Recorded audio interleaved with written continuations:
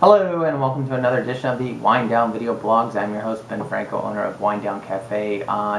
Two wines today, very random, just random picks, kind of what I'm drinking in a sense. Here is a Sancerre. This is Domaine de la Perriere, coming in at $23.99. Sancerre is 100% Sauvignon Blanc from the Loire Valley in France, more specifically in the region of Sancerre. That's why they call it Sancerre. But knowing that, you know that it's 100% Sauvignon Blanc. And looking at it, a nice golden hue, maybe a little bit of a straw tint to it. Good brightness there. Let's take a little sniff.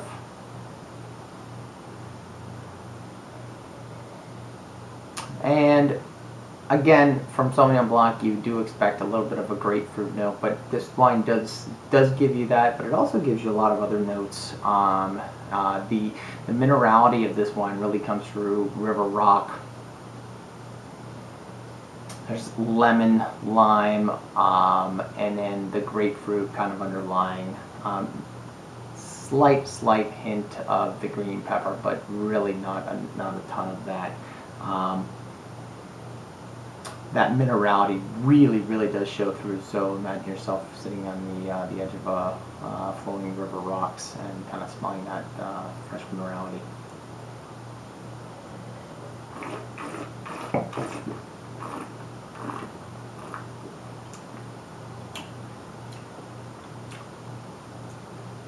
Nice acidity that you can really feel on the edges of your tongue. That lemon, lime, grapefruit coming towards the end palate there. That minerality, that kind of like iron ore kind of thing, in a sense, and it sounds dumb, but if you've ever, you know, kind of like the rocky kind of, almost like licking a rock. You can almost taste that smell in a sense of being on the edge of a river. Really comes through in this wine. A really nice, refreshing. I mean, Sauvignon Blanc's, you know, kind of the mantra to the wine of summer. So this is a fantastic wine. If you've had Sauvignon Blanc but you've never had a Sancerre, I definitely suggest you would pick one up. Next wine, we're going completely opposite here. We are Fontanafredda.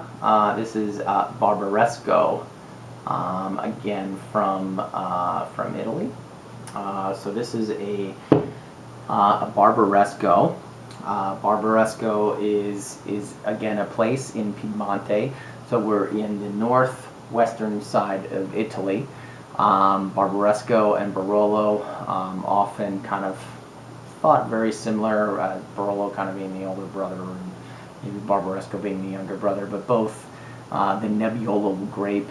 The Nebbiolo grape is a very strange grape, and I'll tell you, don't know if you can see it, but this wine is not as dark as you can see, and I had these wines a little bit on the chilled side, so there might be a little condensation on my glass, but Nebbiolo oftentimes will appear very light in color in a sense, but that's where the light in the light part of Nebbiolo, the grape, and or Barbaresco end. So there's almost a brownish tint here. This wine here, this wine here that we're talking about, the Fontanafredda, is from 2008, coming in at $33.99. So this wine has a little bit of age to it. But typically the Barbarescos have about 3 years of age to it at minimum. Usually about a year or two in oak, another year in bottle, and then released to the marketplace. So we're looking at a little bit of an older wine, so that's why you get some of those brownish kind of tints to it. Give this one a little swirl. And you really get that kind of basement kind of smell from this wine. Is like the first kind of wine smell in a sense, and that kind of gives you that tip off. Okay, we're kind of smelling something a little bit older. But then you also get the tobacco and the leather kind of coming through, and then the berries, the dried kind of berries, dried cherry. Those flavors are starting to come through. Dried cherry, tobacco, leather, kind of all mixing together.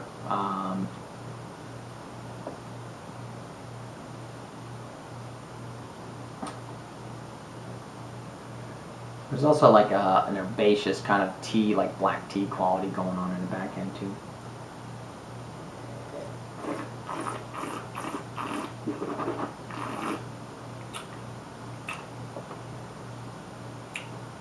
And this is when you know Barbaresco. The tannin on this wine is enormous. This is again a lighter bodied, a lot of times lighter in color.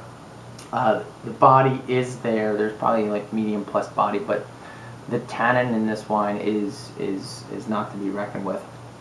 So those flavors, the dried cherry that I talked about, the dried herbaceousness comes through, but then the tannin, bam! This is definitely a food wine. This wine calls for pasta, meats. Throw it your heavier dishes. This wine will be able to handle it. But a fantastic wine if we're able to have the opportunity to have a Barbaresco. I suggest you definitely pick one up. All right, thank you again. We'll see you again this week at the Winedown Cafe, and thanks for tuning in to the Winedown Video Blogs.